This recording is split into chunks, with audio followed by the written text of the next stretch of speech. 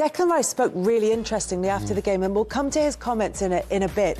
But just first of all, that felt like a huge win for Arsenal. Did it feel like that to you as well? Yeah, it did, yeah, simply because of the noise that's being made and the pressure that's been put on to finish in the top four, especially with the season that Arsenal have had, just missing out on the league and then obviously missing out in Champions League. So all of a sudden the emphasis just all turned to, well, they have to beat Newcastle. Newcastle are challenging them. Even just finishing second, it feels, and I know Declan Rice was saying, it's not necessarily been a successful season because it's second, but even just, and they haven't quite sealed it, but the goal difference means they have. Yeah, but the thing with it is, Kels, I think if Arsenal didn't win that game and don't finish the season, at least it would feel like a real bad season, especially with the high hopes that everybody had. We went so far in everything. And so that's why I feel that was a big one to win, even though Newcastle started pretty well. It's a great one to win in the end because I think they do need to finish with momentum to go into next season. And it was great and interesting to hear the manager. We done the game last night talking about, well, it's up to the people upstairs now. And I'm really pleased that he put that out there because I'm not sure he himself, with coaching, with everything that's happened with Arsenal this season, could do any more apart from getting more help. That's what he needs now. And he's been saying that they're on the same page, but also saying now they need to make it happen. But you saw that the importance yesterday in the game of their big players. Raya had a fantastic game for Arsenal. Well, I always said that's what the keepers are. They have to make saves. Yeah, right. They have to make saves. And he was exceptional. Yeah. It was a great game. But the battle for the European, for the Champions League place it's relentless. It seems like everybody's waiting somebody to make a mistake. Unfortunately, Newcastle did make a mistake yesterday. I think it was a very positive result, and as Wright says, really right about it. Arsenal wanted to finish on a high. You know what? I think I'm a great admirer of Mikel Arteta. I think he's done a phenomenal job. But in the last couple of weeks, maybe finishing strong, winning that game was important for Mikel Arteta and everybody else. I mean, Rice goal, that was incredible. I mean, I could watch it all day because it was exceptional. Yeah, what did you like about that technique that he everything about it. Yeah, it was everything about it is really difficult, difficult goal, but he's proven that he can strike the ball. He can strike the ball. I think he has really matured since he went to Arsenal. I think his game awareness has become much better. It seems like he dominates games now. He controls games. He dictates the tempo, which is great to see. It seems like he's going from strength to strength. And scoring goals like that, it just adds value. Yeah, the record number of goals for him, record number of assists for him, and so involved in not just in games across like a Premier League season, but in really important games for Arsenal. Big games for us. Do you think he's been given more freedom this year to enjoy more? It seems like he goes into final third and he takes chances. We see that. You know what? We got flashes even at West Ham. We saw flashes of him blasting forward and being able. We didn't see the technical ability as much as we're seeing now. But when Partey's playing and when he's free to go and get into those areas of the field, he's got the ability to cope as an 8, as a 10, and get in the box and score. You know, this is why I believe it's important that Arsenal do, if they're going to bring in, like if Zubimendi is coming, that will then free him up completely, just like Partey has. And then what we'll see, obviously, Partey is a lot more injured than, hopefully Zubimendi will not be as injured as Partey has been, I should say. But if then we can get a Declan who can continually go and build on that kind of performance, what we know he's got now. It just opens that race up because it takes Arsenal out of the equation. So now suddenly you've got those teams all within a point of each other as they head into the final day for everybody bar Manchester City, and of course with Forest and Chelsea playing each other on the final day of the season. It just looks now you've got Newcastle, Chelsea, Villa, Man City, and Nottingham Forest, all within a point of each other as things stand. There's a chance for City against Bournemouth on Tuesday night to make sure that they can really put themselves in the driving seat there. But I mean, it couldn't really be much closer, Flo. I know, it's so exciting, and I think Newcastle will be especially disappointed given how well they've done against Arsenal in this season, in the League Cup as well. They ended up, I think it was the semi-final, they beat them en route to the final. So they will be, and I don't think they conceded in any of those games either, so they'll be really disappointed about that result, because if they had got that momentum, they would have felt like, OK, we're in the driving seat now. I think Isak was a massive misflow. Yeah, Callum Wilson having to come in wasn't ideal, so they now have to do it on the final day, and that's a lot of pressure, because most teams wouldn't want that. And they have a home game, but it's against Everton, and I know Everton don't have anything to play for, but they've looked strong at times in the league, certainly since David Moyes has come in. So it's not necessarily a straightforward game for them to have on the last day of the season. The matchup between Forest and Chelsea could be the one. You know, there's a scenario where Forest and Chelsea could draw, and that isn't enough for either of them. They're the teams that miss out. Yeah, also Aston Villa playing at Man United away. Yeah. You know, it's all the Villa fans at the moment are excited that the Man United, you know, they won't be prepared for that game. Depends on obviously the European final. But I think you still have to go and perform. You still have to go and put performance and win those games. And right, we've been in a game. You've got Sunday odd days, off days that not everything happens for you, and it will be interesting last round of the Premier League. I think that Forest. I think that was a good result for them against West Ham. Even though you'd fancy Forest to beat them, they got it done in the end. But Forest and Chelsea, it's in their hands. You know, one of them has got to win the game. So that's the game I'm probably looking forward to more than anything else, because I think it would be fantastic for Forest. I thought they were very poor in the semi-final. I fancied them as favourites to go through, but in the end, Palace done for them. But I feel that if they can finish in that top four, it will be unbelievable. The thing for Forest is even if they win, and Chelsea haven't won outside London since December, their away record is really, really poor.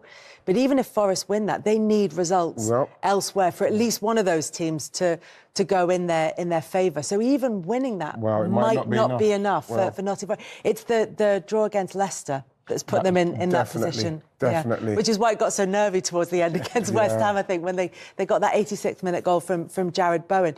But it's just it's interesting in terms of what the stories will be about each of these teams, and how this final game of the season could be defining in terms of how we say their season has gone. So if you look at for Aston Villa, for example, made really good progress in the Champions League. There was an opportunity then for them to qualify for it again. But if they miss out, what do you think the assessment of the season will be? It will be mixed feelings, I think, especially with losing the semi-final of the FA Cup. You know, if they don't make a Champions League again, that's what the fans expect now, to be in the Champions League. They believe that the club deserves to be in that competition. It will be disappointing, but you know, going into the Europa League will give them a better opportunity, because Unai Emery have a great experience in European football, and he's proven that this season. And I believe the fans will be a little bit disappointed, but also they'll be excited that the Villa will play some European football. But the aim is the Champions League. And Unai Emery said that he wants to be in the Champions League, but it's out of their hands, and they have to wait. 8 wins in their last 9. They've done pretty much everything. Don't get there when you look at the inconsistency of the teams that are going there.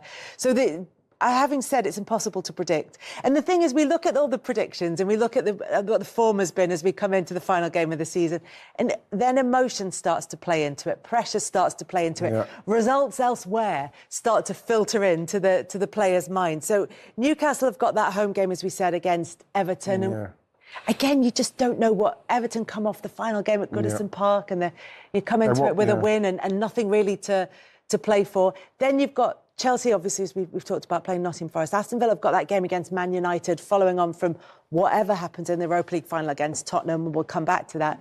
But Manchester City, because they've got that game against Bournemouth, I just wonder if there's a chance for them to get a little bit of momentum following on from the loss in the FA Cup final. Yeah, I think that you look at City and you would have to fancy City to win those 2 games. And they only really need 4 because of the goal difference. But the thing is they need to finish strong as well with everything that's going on. Obviously, Kevin De Bruyne leaving, it's going to be quite emotional and all that. But the main thing is that City have to win those 2 games. Yeah. You know, to salvage anything. I'm the opposite. I don't think Man City can win the both games. That's been so unpredictable, so inconsistent all season. I do believe Newcastle will win. Yeah. I do believe that Aston Villa will win, and I believe that Chelsea will win as well. You think Chelsea will win? Yes. Finally, they'll get that away win, that rare away win. I believe so. They'll pull it out the fire if they do. Yeah. But this is interesting how those games came to the last day of the season. And all of them are fighting for European sport. And it's incredible. This is why the Premier League is the best league in the world. And it's exciting. Do you know what I think? When you're talking about Manchester City, one of the things that keeps occurring to me is normally we've said this all season, but Manchester City can perform when it matters. The thing is, what we saw in the FA Cup final, and they did start incredibly well in the cup final. And they obviously had the Henderson red card decision go against City and in Palace's favour. But even then, they didn't perform when it mattered in terms of getting the result in that game. So is that one of the things that's put a bit of doubt into your mind about whether or not they can win the last 2? Yeah, of course. They haven't been decisive at all. Every big moment throughout the league and the season, it seems like they haven't shown the true colours. You know, they used to be so dominating. They used to control games. They used to when they were expected to get results, they were getting results. But at the moment, that's not the case. It seems like the teams really understand where's the issues now with Manchester City, and they kind of have the confidence to go and get something from them. That's why it's a little bit doubtful for me. I think the hesitancy as well with Haaland not taking the penalty, experienced striker, you know, top striker in our league. It kind of brought you into their dressing room a bit. Like there's a little bit of uncertainty. Why would you give it to Marmoush, who's been there half a season? Yes, he's done well, but like, why wouldn't you take the ball, take the responsibility, score the goal, get City back into the game? And that said for me a lot about where City are at the moment. And he missed it. A great point, right? And you've been a leader of the team. You've been a striker. I like to think I was a leader. You were a leader. Yeah, we've played together. I've seen it. But the important thing is this is really a big issue, because if you're a leader, it doesn't matter how long you've been. The team is struggling for a while.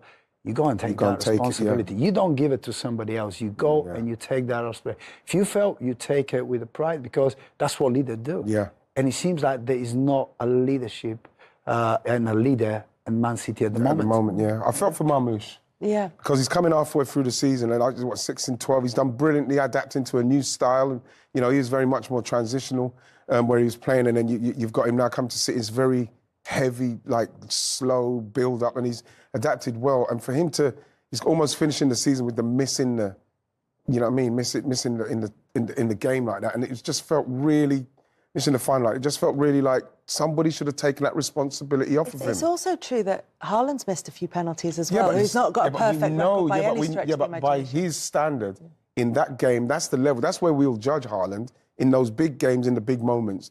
That was a big game in a big moment. They needed to score the goal, and you know he passed the penalty to Marmoush. Can't understand it. Yeah, Kelly, if you're a captain of the team, you know how the season has panned out. You had a lot of issues. You know the feeling. You know who the main players are. You go and make that decision. You go and take it, because you're our main striker. You missed penalty, but you've scored penalty, and you've been a big player for us, and you make that decision. Yeah. That's the way it goes. I tell you who would have taken that penalty. Jamie Vardy, yes. who played his 500th game, his 500th appearance. Ya saltan, uno cae el barrio. Es determinante cuánto daño puede hacer el conjunto de 1K, sobre todo con Granero en esas primeras de cambio en la salida de escalera. Así que esa parte del partido va a ser absolutamente clave para el equipo de Iker Casillas. Por cierto, felicitar porque ha venido una buena afición de 1K. Tiene las pelotas, Gerard Noya encara, sigue Noya, dispara, Arnalot. 80 paradas ya para Arnalot. Silvidal ataca desde la derecha el número 9. Silvidal con el centro, buena pelota, Arché, con la rodilla le pegó. Pues es el que desatasca un poco el partido, ¿no? Con centros, ojo ahí, se golpeó, el remate, ¡gol! ¡Mar Valiente! ¡Gol!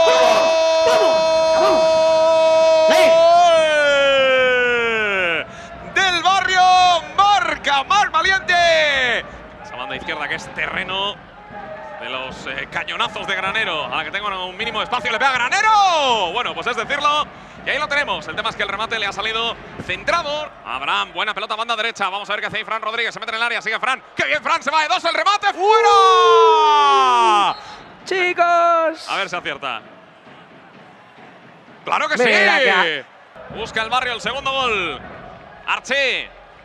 Arché para Gil. Gil que le puede pegar a este Gil. Buen recorte. ¡Gil! ¡Al palo! ¡Le manda Arché! ¡Dios! ¡No, no, no, no, no, no, no! Pelota arriba. Madre mía, qué parada.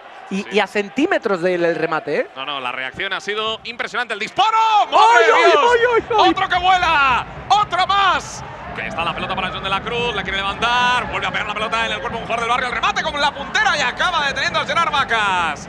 Será córner favorable a 1K. Bueno, a ver. Gol doble. Gol doble. A ver, saque de banda. Balón puesto en movimiento, intentaba rematar más valiente, el remate, ¡gol! ¡Baufer! ¡Gol!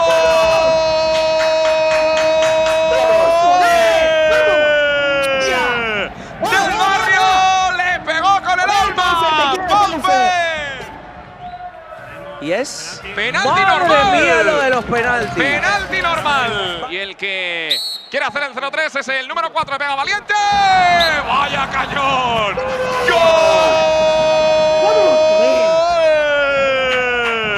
Ahí están, Arnalot y Vacas como candidatos, como guardametas y también Mar Valiente y Pau Ferojo la recuperación. Tiene la pelota al Barrio que puede sentenciar el remate. ¡Gol! Knockout. ¡Gol! ¡Let's go, Barrio! Ponme el 5, ponme el 5, ponme el 5. El cambio del partido ha sido radical en los últimos 10 minutos. El balón que lo tiene. ¡Ojo! ¡Ay, ay, ay, ay, ay, ay, ay! Jaimitada. Marca de nuevo el Barrio, gol de Fran Fuentes. El equipo de Juan Arroita que no ganaba un encuentro con esta tranquilidad, entre comillas, al final, con un margen tan amplio, con 2 goles dobles que han hecho pasar el partido del 0-3 al 0-7. Paufer ha costado, pero por fin ha llegado esa victoria tan deseada con goleada. Ha costado mucho, pero bueno, le damos emoción hasta el momento final, recta final, y ahora, pase lo que pase con Pío, nos lo jugaremos contra ellos. Eso te iba a decir, pase lo que pase con Pío, la semana que viene o ellos o tú, o tu ex equipo o tú. Bueno, o el Barrio o ellos, pero sí, sí. La vida, yo qué sé, no sé, son cosas muy raras que suceden, pero ahí estaremos. Ahora estoy en el Barrio, así que espero que gane el Barrio. Enhorabuena y a disfrutarlo. Gracias.